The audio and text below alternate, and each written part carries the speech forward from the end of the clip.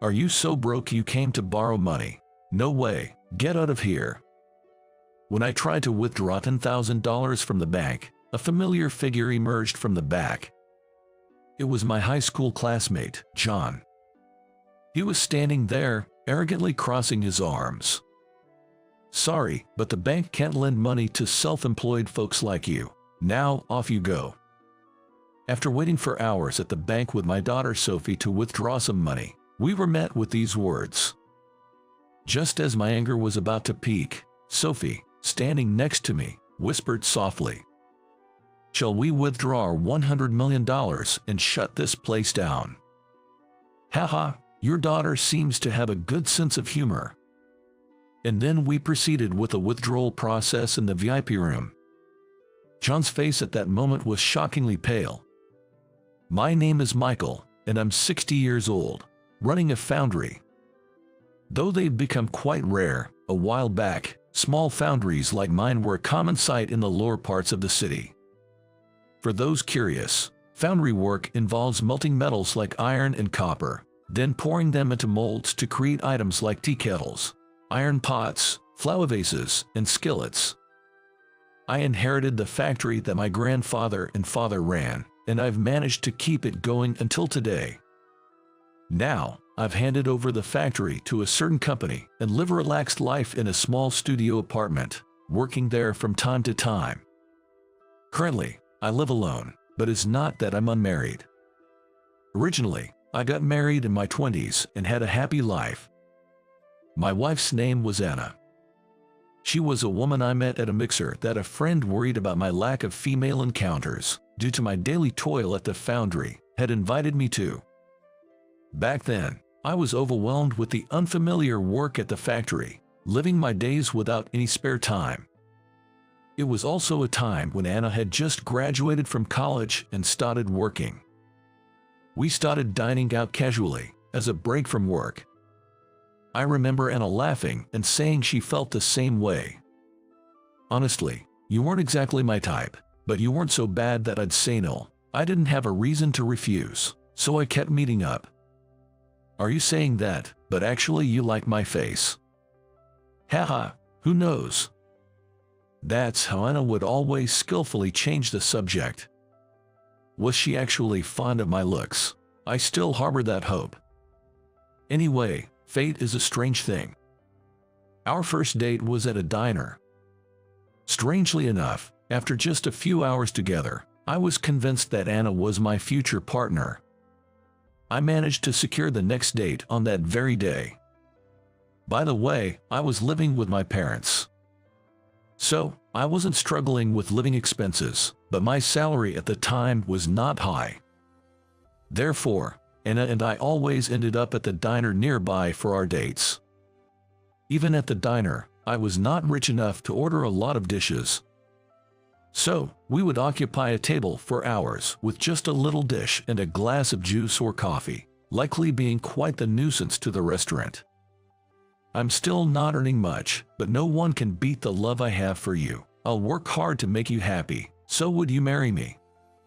In my late 20s, I proposed to Anna, expecting nothing. If you want, I could look for a better paying job. I'm just at the edge of my 20s, so I think there are places that would hire me. I started working as the future heir, not wanting to let the factory my grandfather and father had protected go to waste. Having been told I was the heir since I was little, it felt like a natural path for me. But reality was not so sweet. My high school classmates were advancing, getting raises, and buying their own homes. In contrast, I was still living at home with my parents. I felt a sense of urgency, as if I was being left behind. However, Anna's response was completely different from what I had imagined. Foundry work is not in high demand now, but if we keep at it, things might change. I feel it somehow, the texture, strength, durability, and flexibility to be molded into any shape. Not many materials offer that. It's just a misconception that its uses are limited. I think is not the case. I also believe it's a traditional industry worth passing down to future generations. But at the end of the day, foundry work is just foundry work. it's losing its place to mass-produced plastic products. I can't see much of a future in it. At that time, I couldn't quite grasp what Anna was getting at. Looking back, she must have been a woman with creative foresight. But back then, the environment where women could continue working while raising children after marriage was almost non-existent. So, when Anna got pregnant, she quit her job to become a full-time homemaker. And then we were blessed with a daughter. It was around the time when I took over as president, as my father, who had succeeded my late grandfather in supporting the foundry, was in poor health. The business was in terrible shape when I took a closer look. Every day was a struggle, trying to care for a newborn daughter.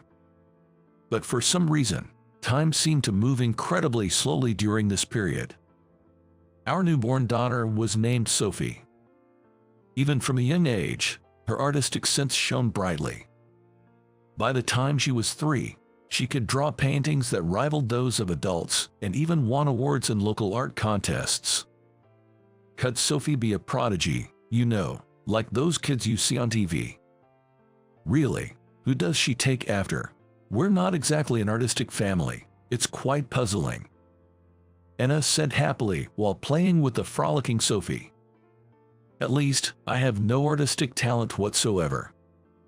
My attempts at drawing a cat could be mistaken for an elephant or a rhino. On the other hand, Anna was skillful with her hands, making little pieces of clothing and bags as handmade project. Despite her modesty, it was clear that Sophie inherited this from her mother. Perhaps the pinnacle of happiness in life was those 5 years spent peacefully with Anna and Sophie, despite our modest means. I'm feeling a bit under the weather. I'll go to bed early today, Anna said one day when Sophie turned 5, unusually going to bed early. However, her lethargy didn't improve the next day. Apparently, she had been feeling fatigued for the past 6 months. Rushed to the hospital, she immediately underwent thorough examinations. The results revealed her condition was serious. After a battle with her illness, Anna passed away 6 months later. After Anna's departure, my mind raced through our memories from the moment we met until now, like a fast-forward movie. Before I knew it, tears were streaming down my cheeks. However, Sophie, only 5 at the time, shivered but didn't cry. Mom left me with so much, I'll cherish and nurture it, so it's okay, she said. What did she leave you with? Well, I can't quite explain it, but it's right here. Like her mother, Sophie had a rich sense of emotion. Perhaps there's a connection with her mother that I can't see. Healing from the grief will take time. But at the same time, I decided to look forward to Sophie's future. That became my purpose in life after losing Anna. Once it was just the 2 of us, Sophie started cooking, despite her small stature. Of course, cooking with fire was off limits. With such restrictions, Sophie's creativity led to rapid improvement in her cooking skills. Dad, I stir-fried vegetables and pork for dinner tonight. Did you use the stove? No, I just spread cabbage, mushrooms in a microwave-safe dish, topped it with pork, and microwaved it. The seasoning is just olive oil, salt, and pepper. Since I tore the vegetables by hand, it's totally safe, right? Sophie was not even 10 years old at this time. While kids her age carelessly play without a thought about what's for dinner, Sophie seems to live thoughtfully, always mindful of me. Perhaps unconsciously, Sophie was trying to protect me. But really, it's me who should be protecting Sophie. I'm sorry, Sophie. I've relied too much on frozen foods. I'll make more effort to cook. You should go and play with your friends. It's okay. Mom taught me lots of recipes. If I don't cook, Mom would be sad. Next time, I'll make stew. So please buy a pack of pre-cut potatoes and carrots. Sophie has wanted to cook ever since she was little, even during her playhouse times. Seeing Sophie's innate talent, Anna had taught her simple recipes during her lifetime. Although they were easy dishes made with a microwave, Sophie knew far more recipes than I had imagined. Maybe it was a secret pact with her mother. I decided to indulge in Sophie's kindness for dinner. However, as a single father, balancing work as before while raising young Sophie was challenging. There's a limit to relying on aging parents. Despite feeling anxious about the dwindling savings, I decided to hire more staff. It reduced my income, but I was content with the significantly increased time with Sophie. I'm not sure how much I've managed as a father, but Sophie has grown into a responsible young woman. I had assumed she'd pursue a career in cooking, but she surprised me with her desire to become a designer. She was good at her studies, but her chosen path was a vocational school. My dream is to design cookware, dishes, and utensils that make cooking enjoyable. I understand that going to university is an option, but since I know what I want to do, I think it's a shortcut to acquire skills directly related to my dream now. Perhaps due to losing her mother at a young age, Sophie seemed to be in a hurry to live her life. I started working right after high school graduation. Lately, I often think it might have been better to go to university. Why not take the university entrance exams just in case, so you don't regret it later? During my school days, I disliked studying. I had no interest in learning anything at university. Above all, I was concerned about our family's financial situation and chose to work immediately after high school. It's not that I felt no envy towards my classmates who went on to university. That's why I wanted Sophie to enjoy campus life just like everyone else. That's a bad habit of yours, Dad. You need to have more faith in the path you've chosen. Whether you succeed or fail has nothing to do with whether you're a college graduate or a high school graduate. I can somehow see the path I should take. I feel somehow drawn to it. I can't quite explain it. With that, Sophie laughed shyly. I had no reason to hold Sophie back.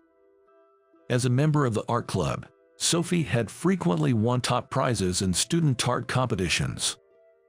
She was among the top students academically, so she was admitted to a vocational school as a full tuition scholarship student. In this respect, she was indeed a filial daughter, not causing any financial worries.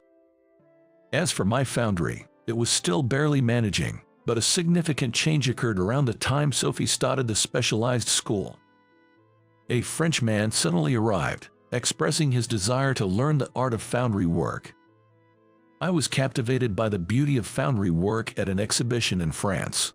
The luster emitted by foundry pieces is completely different from French ceramics. It has a modest sheen that blends into everyday life without being overly assertive, the feel that considers the user, and the aura that evokes history and tradition. I want to spread the potential of this foundry work to France and the rest of the world. The passionate speaker was Louis, an elite Frenchman in his late 20s. After graduating from the economics department of a university, he worked for a major investment firm. His job involved investing funds raised from investors into companies and projects.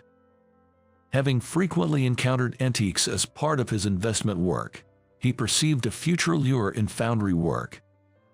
Driven by this fascination, he quit his job at the investment firm and contacted me.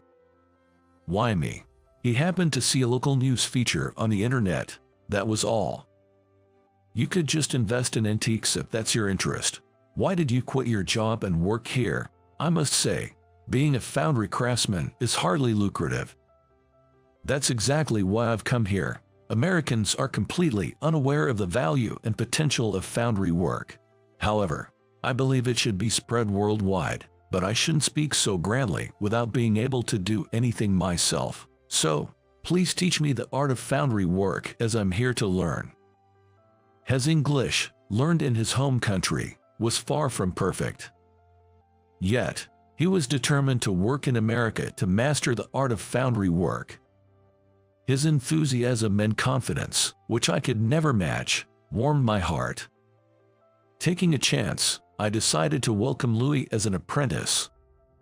I thought he'd give up and run back to France soon enough, but Louis was more committed than I'd imagined. He worked tirelessly to master the craft, and within a year, he became quite proficient. While I was pleased to see his progress, something as a father started to bother me. Louis and Sophie were often seen chatting quite familiarly. In my biased view, Frenchmen were the type to hit on women as a form of greeting. And Louis was very handsome. As for my foundry, it was still barely managing, but a significant change occurred around the time Sophie started the vocational school. Such worries began to haunt me. Today, too, they're deep in conversation, perhaps even confessing feelings. Thus, I spent my days restless and uneasy. I braced myself for a marriage announcement at any moment. But without such joyful news, Louis returned to his country 3 years later. He mentioned starting a business utilizing his foundry skills, but the details remained unclear. As for Sophie, she graduated from a specialized school with excellent grades and began working as a designer for a company dealing with household items. Perhaps Sophie confessed to Louis and was splendidly turned down. Though I felt sorry for Sophie, I concluded this on my own and felt relieved. As a designer gaining some recognition, Sophie was entrusted with larger project.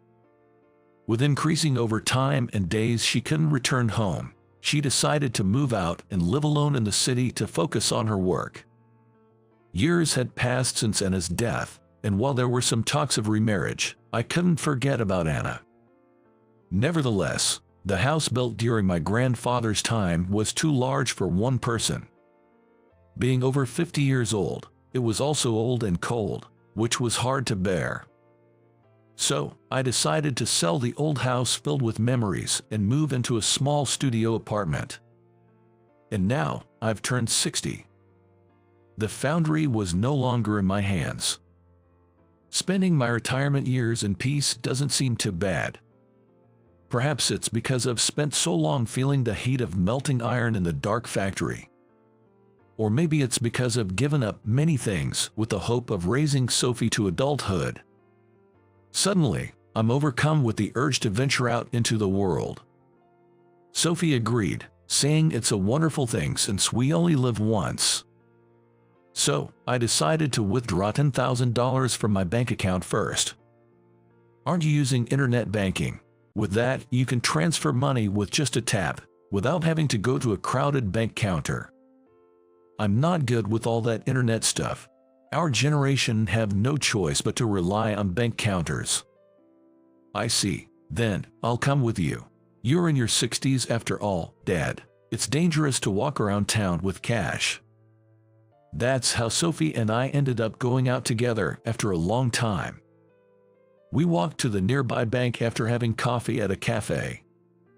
The bank was incredibly busy, being just before a long weekend. We had no choice but to prepare for a significant wait. As we wandered around, unsure where to take a number ticket, a man approached us. "Welcome. How may I assist you today?" Glancing at the nameplate on his chest, I saw it was written Williams. Seeing that name made me freeze for a moment. I have completely forgotten, but the unpleasant feelings from high school came rushing back. Looking at the bank clerk's face again confirmed it. It was John, my high school classmate. We were in the same class for all 3 years due to some twist of fate. Unfortunately, we never had a pleasant conversation. He was known for his high pride and sulking whenever things didn't go his way. Moreover, he was notorious for looking down on his classmates. His attitude towards me was particularly bad, for a simple reason. I had declared early on that I wouldn't pursue university but would take over the family business instead. Due to the grief of losing Anna and the business of daily work, I never attended a reunion. So, it had been about 40 years since I last saw John. Initially, John didn't realize I was his classmate, Michael. Currently, it's quite crowded, and there may be a wait. We will call you when it's your turn, so please wait on this sofa. John then handed me a number ticket and a tablet. It was to enter basic information in advance to streamline the process. Being computer illiterate, I'm also hopeless with tablets. Sophie helped me as I slowly entered the necessary information one by one. John came over to check on us and peeked at the tablet from behind. Then, in a soft voice, he said, "Huh." He seemed to have recognized me after seeing my name. Suddenly, his polite demeanor changed back to the arrogant John from high school. "What, it's you, Michael. The same Michael from high school. How have you been living without even going to college? And I heard that shabby factory of yours went under."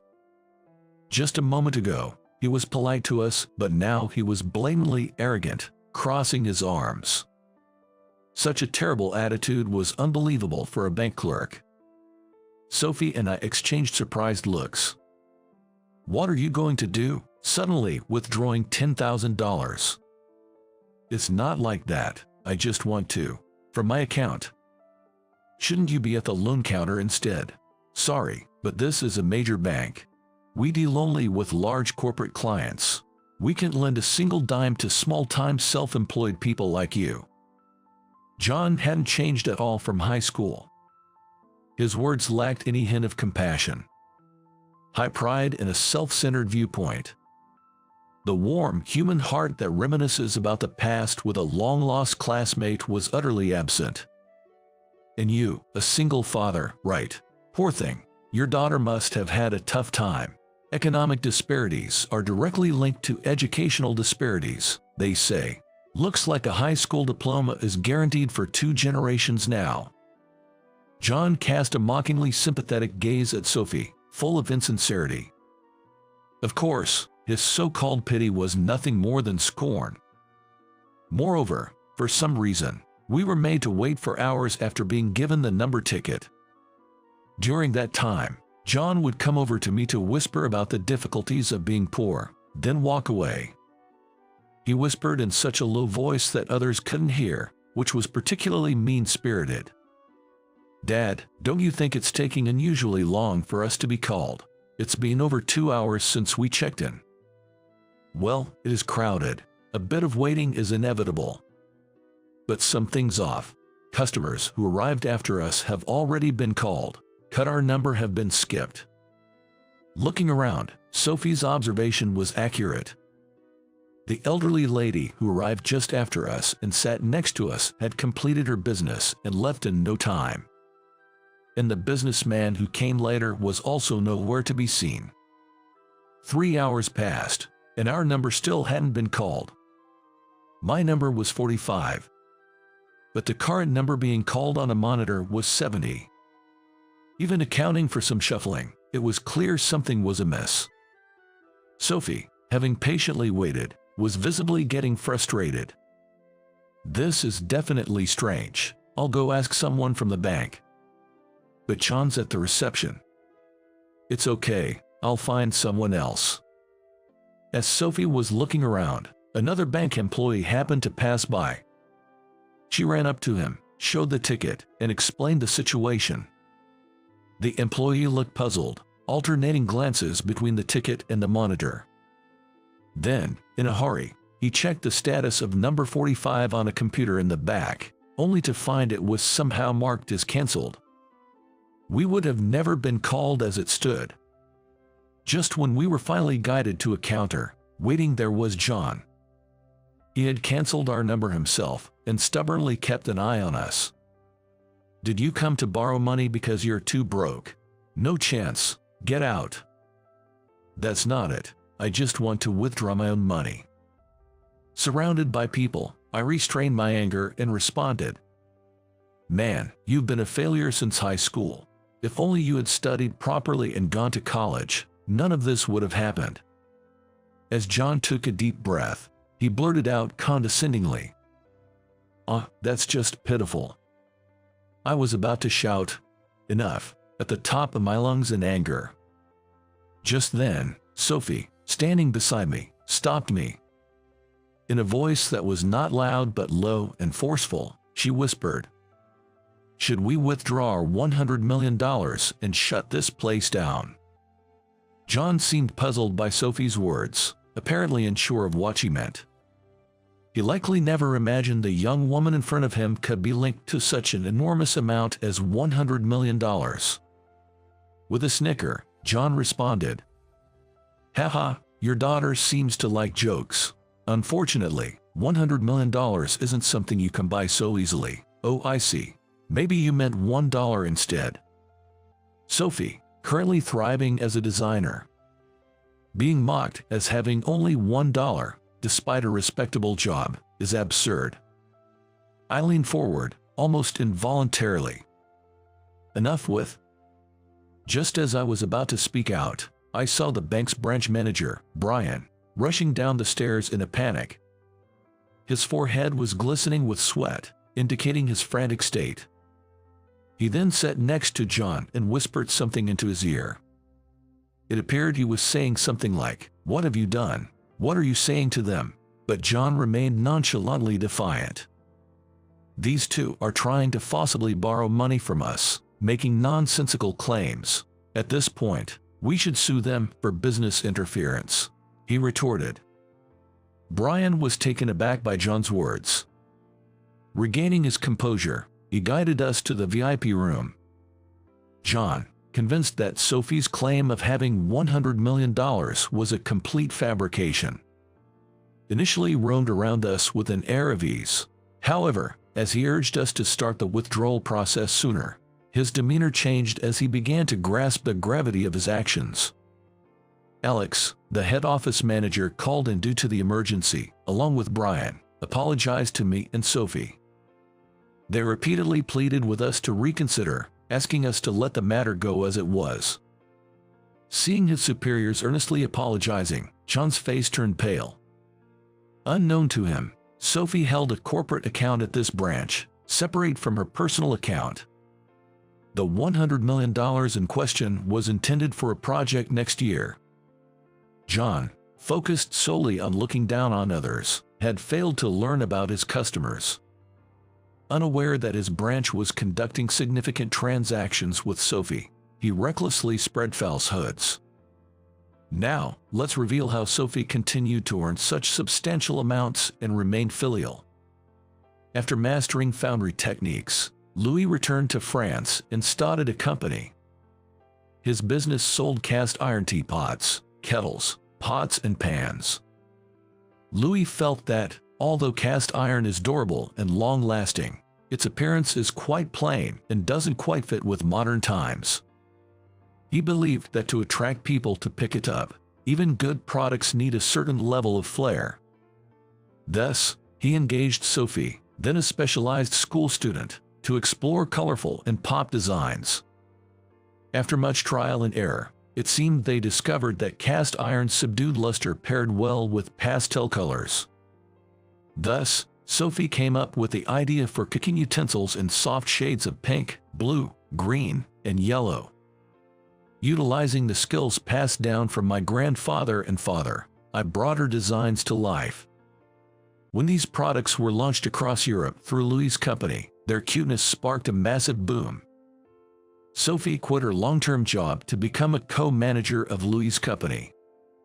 As the exclusive designer, Sophie introduced hit products to the world, and my old, small foundry was overwhelmed with orders from around the globe. We reinvested all profits into building a large new factory in a different location to meet the demand. I could have continued as the president of the company. But I too have reached the age of 60. With a desire to live more leisurely, I transferred the entire company to Louis' firm a year later. The cast iron products crafted there soared globally, turning the $100 million into a reality. The sale price of the factory easily exceeded $100 million. The proceeds were partially used to purchase a one-room tower apartment, but a significant portion was allocated to establish funds and organizations to support individuals struggling with a disease that led to an loss. Of course, I still donned my work clothes and stood in the factory to teach cast iron techniques. Despite being busy, I considered treating myself to a luxurious solo trip to Europe as a reward for my hard work. The $10,000 was part of the fund for that purpose. Yet, John misunderstood. assuming my factory had gone bankrupt and I was impoverished. From a young age, Sophie, a dutiful daughter, made decisions regarding cooking, education, and employment, ensuring she didn't burden me. And finally, she completely relieved me of any financial worries. John, unaware of the young woman's influence in front of him, persisted in his unwarranted remarks. As a result, he put the bank in a difficult position. Seeing the genuine efforts of Alex and Brian, I felt a bit sorry for them. It was clear they had their struggles with John's behavior on a regular basis. Normally, we handle large transactions online, so John was unaware, leading to such an incident. Nonetheless, changing treatment based on a 40-year-old perception is absurd. We cannot trust a bank with someone like him. We'll let this go. But on one condition: ensure no more victims like us by properly retraining John. I requested Alex and Brian, calming Sophie before we left the bank. That was unpleasant. We should have just withdrawn the $100 million. You're too kind-hearted. Even after all that, Sophie lamented. It's a waste of time and effort for someone like him, who hasn't grown at all in 40 years. It's almost pitiful, I replied. By 60, one would expect to have mellowed somewhat with various life experiences. But John had not changed at all. He was a pitiable man, left behind, all alone. Hey, Dad, why don't we visit the grave for the first time in a while? Let's tell Mom about today. She'd definitely laugh and say, "What's that all about?" Sophie suggested. Thus, Sophie and I decided to visit Anna's resting place. After a quick clean, we stood side by side in prayer. Then, I overheard Sophie murmuring, as if talking to herself, "Mom, you always said Dad's cast iron had great potential. Losing you was hard, but I've been motivated to realize your vision. You used to say Dad lacked confidence in his work and couldn't see its future potential. Really, just as you said, dealing with Dad's obliviousness has been challenging, but now, it's okay. The cast iron you loved so much has transformed under Dad's hands and is now a huge hit worldwide for its cuteness. My success as a designer is also thanks to you. You taught me the joy of cooking and crafting, helping me clarify my path. I never doubted, which is why I think I succeeded so early." It was at this moment that I truly realized something for the first time. The words Sophie had spoken back then. Mom left us so much. When she said those words, Sophie was only 5 years old. Yet, she had managed to interpret and embody her mother's words in her own way. And what about me? Sophie had believed in the potential of cast iron and accepted our modest life, but I hadn't been able to bring about any change. Perhaps that's why I entrusted the future of cast iron to Sophie, who had more foresight and initiative than I did. "I'm sorry, Anna. I didn't understand anything. You left us so much in our short marriage," I said in prayer, crying.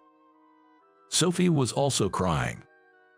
Through her tears, Sophie said, "Mom, one more thing to report. Actually, I'm getting married next month." "What?" "His name is Louis. He's a Frenchman who loves cast iron." When Louis was working at my factory, he and Sophie were truly just friends. However, as they discussed cast iron designs, they often felt a kinship in their sensibilities and values, naturally enjoying each other's company. Interestingly, it was Louis who made the confession. There was no truth to the idea of Sophie being rejected. Though the thought of her being with a handsome Frenchman worries me, Sophie assures me that Louis is so passionate about cast iron. It's practically his real love. Later, Alex personally informed me about what happened to John. His poor attitude had been discovered in various instances, leading to a stern warning from the upper management. Unfortunately, his pride prevented any change, and he ultimately left the bank. The traditional path to success for a banker involves working at the headquarters before becoming a branch manager. Achieving this allows one to remain at the bank with a high salary until retirement. However, one's career history, Achievements and abilities are rigorously assessed, making it a narrow gateway where only one or two among peers ultimately succeed. The majority of bankers are either assigned to subsidiary companies within the group or leverage their banking skills and experience to pursue other career opportunities. John's excessive pride and self-centered nature blocked both paths, yet the bank couldn't force him out. Apparently, they were internally troubled by the prospect of him staying forever. Alex quietly thanked me, relieved by the resolution of this incident. Since then, I haven't encountered anyone who knows what became of John. My primary concerns now are creating cast iron loved worldwide, establishing the activities of an organization named after Anna, and meeting my grandchild expected next year.